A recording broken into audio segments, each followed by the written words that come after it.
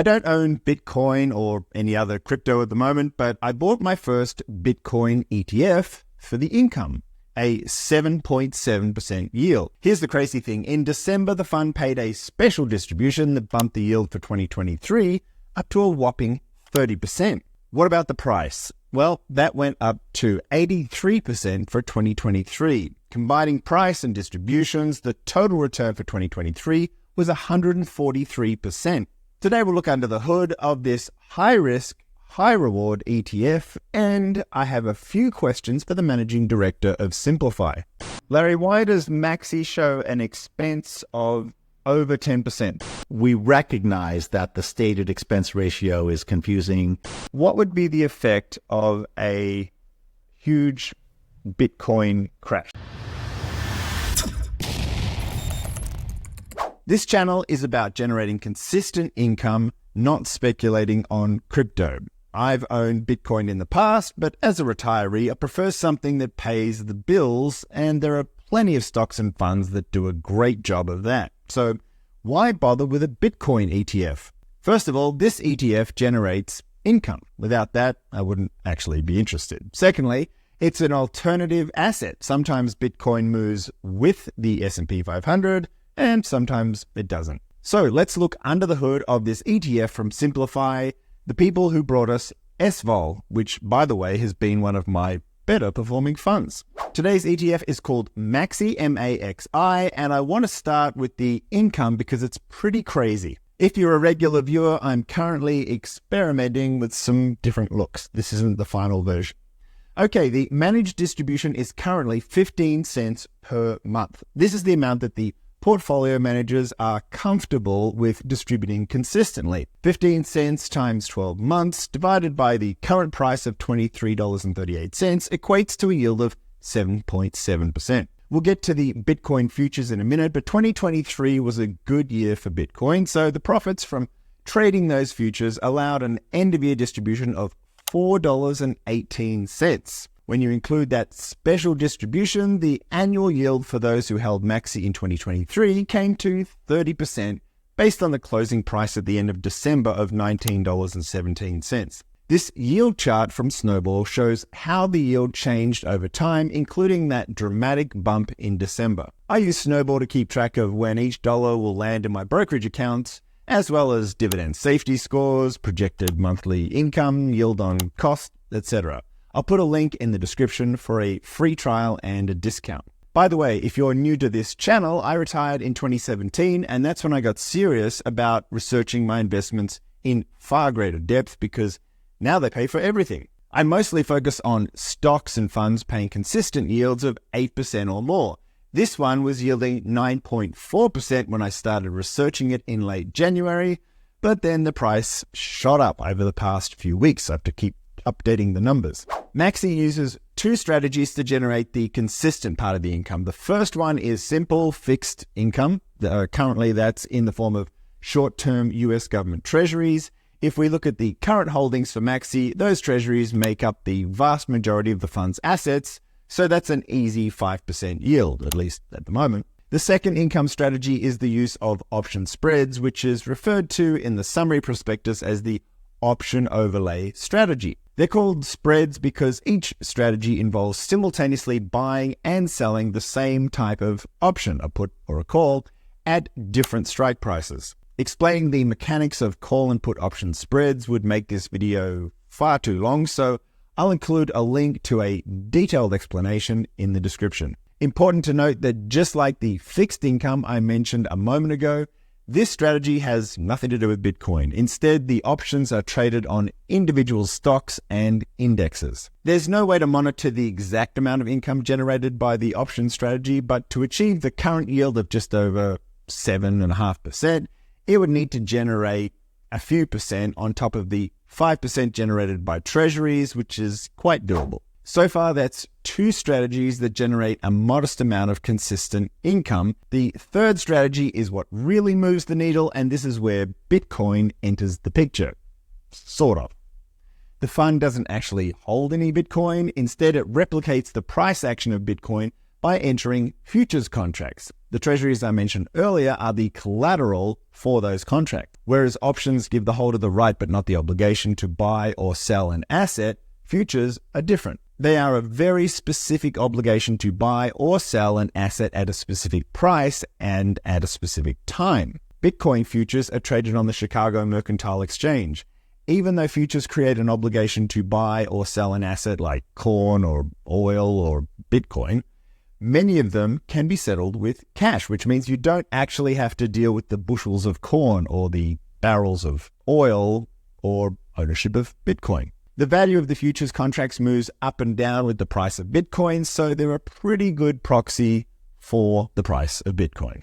These huge returns I mentioned earlier obviously come with substantial risks, so what are they? I'll list the risks I think are the most important, and later in this episode I'll ask Larry for his opinion. The obvious one is the price volatility of Bitcoin. It's an extremely volatile asset and it could fall in value dramatically.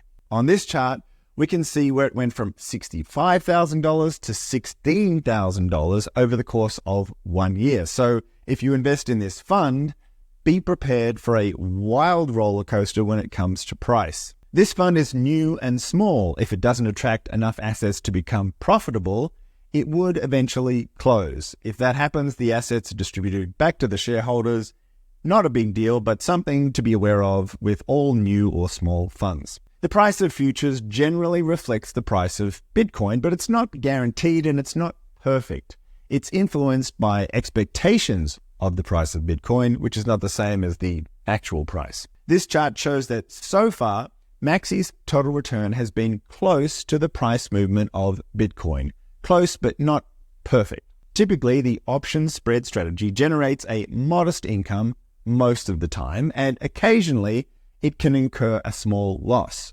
Success is a combination of the fund manager's skill at trading options and a little bit of timing or luck. Another simplified ETF called HIGH generates income using option trades and has incurred the occasional small loss. When the Fed eventually cuts interest rates, the Treasuries will produce a lower yield, so the fund will need to either reduce the managed distribution slightly or shift to more aggressive option trades to maintain the current yield.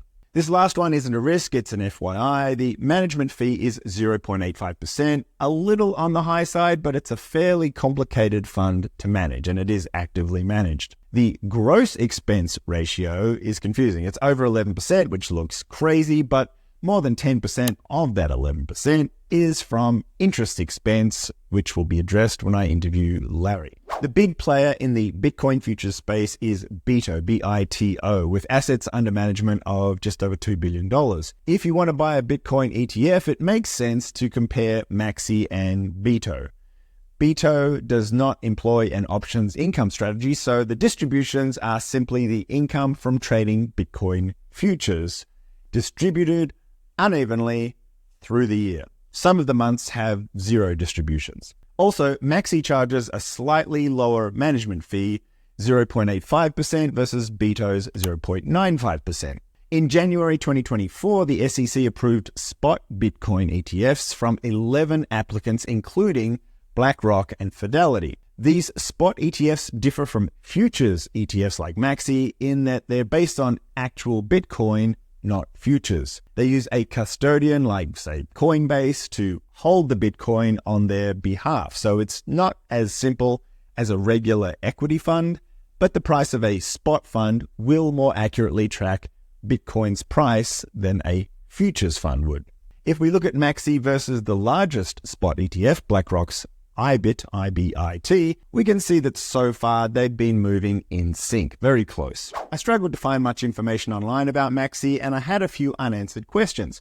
So I contacted the Simplify managing director, Larry Kim, and he agreed to answer those questions. Larry, why does MAXI show an expense of over 10%? That seems unusual. Yes, it is. Certain accounting rules require MAXI to make use of a repurchase agreement facility to serve as collateral for the futures. The interest cost of the repo must be added to the fund's expense ratio. However, the fund earns an equal amount of money from the interest it earns on the cash it receives, which completely offsets the 10% expense ratio or the 10% interest expense. Right. Unfortunately, the interest paid must be added to the expense ratio, while the interest earned cannot be used to offset it. But at the end of the day, shareholders are only truly paying for the 0.85% management fee. We recognize that the stated expense ratio is confusing, and it's certainly not ideal from an optics standpoint. So we're working on ways operationally to address the issue. Oh, okay. So perhaps at some point in the future that'll go away? We certainly hope so. I don't blame you. So you mentioned interest. That could imply leverage. Is MAXI a leveraged fund? All trading in futures contracts involves the use of leverage. That's just the nature of a futures contract. However, the notional value, the underlying value of the futures contracts is equal to 100% of the fund's net assets. So in that sense, MAXI is not leveraged in the way that most investors think of the term.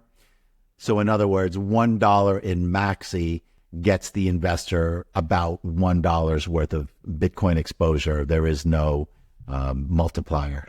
The strategies that generate income for the MAXI fund, the simple one is the fixed income. And then you also have an option spread strategy, which is not so common. Could you give some sense of how much return that strategy contributes to the income for the fund? Well, that's going to vary according to market conditions. And we generally don't have a specific income target in mind. But having said that, the strategy has generally been delivering profits of about 5 to 8%. And then if treasuries deliver another 4 or 5%, that gets you in the 9 or 10% range pretty easily. Yes. The MAXI distributions have been fairly consistent. Actually, they've been very consistent, 15 cents per month. It's pretty simple. What would be the effect of a huge Bitcoin crash? Let's say 50%. If Bitcoin were to drop in a day or a week or whatever, what would happen to that 15-cent distribution? A large drawdown in the price of Bitcoin won't necessarily change the distribution yield.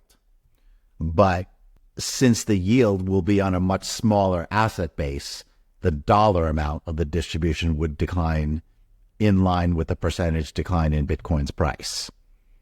Right. So if the yield, it's around 9 or 10% typically. So after the crash, the yield would remain around a similar number, let's say 9 or 10%. You're not guaranteeing any of this, of course, but this Right. would be the expectation. And the 15-cent number would fall to a lower number. If in this example of a 50% drop, that would fall 50% as well. And then obviously because the price falls 50%, the yield remains constant. Yes, that's correct. Right. Okay. Important to understand the risks because the returns for this fund are really high. So an investor should understand that if Bitcoin does crash, there are some consequences to that. MAXI is one of your highest performing funds. Would it be, do you think it's your highest? Do you happen to know offhand? I think probably it is. Apart from the obvious risk of Bitcoin crashing, which it could, what would you say would be the next biggest risk? The next biggest risk would be that the options income strategy suffers a loss. So the strategy is managed quite conservatively with several layers of risk controls, but a loss is certainly a possibility.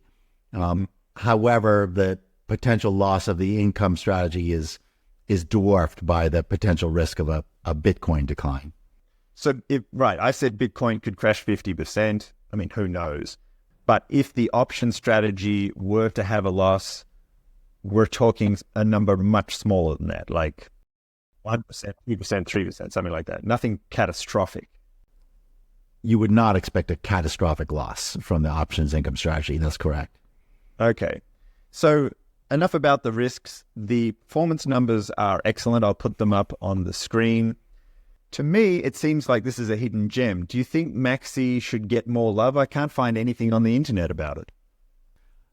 We think so, but other Bitcoin's futures funds were launched a year before MAXI, and by much larger firms with much larger marketing budgets. So, they had the big first mover advantage. But we certainly hope the marketplace recognizes the fund. Okay. Well, I know you're a very busy person, Larry, and I appreciate you clearing up these questions. Thanks again for your time. Thank you for having me.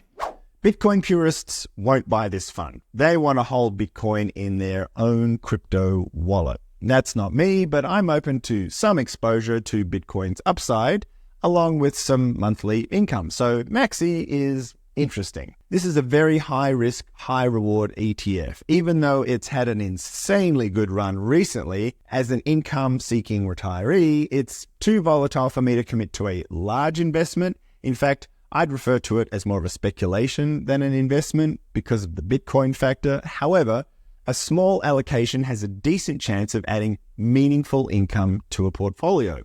It's a little outside of my wheelhouse, so I bought a token $1,000 worth, which is less than a 1% allocation, and that's enough for me to keep an eye on it. Ideally, I'd like to see how it behaves after a Bitcoin crash before investing substantially more. I'd also like to see the effect, if any, of these new Bitcoin spot ETFs. So far, so good. If MAXI proves itself over time, I could see myself eventually allocating up to about 2% of my portfolio, which is substantially less than my normal 5% ceiling. Before I go, there are plenty of reviews of more conventional stocks and funds yielding 8 to 10% on this channel.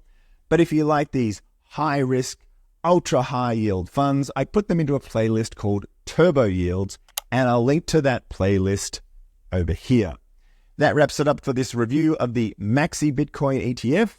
More armchair income coming soon.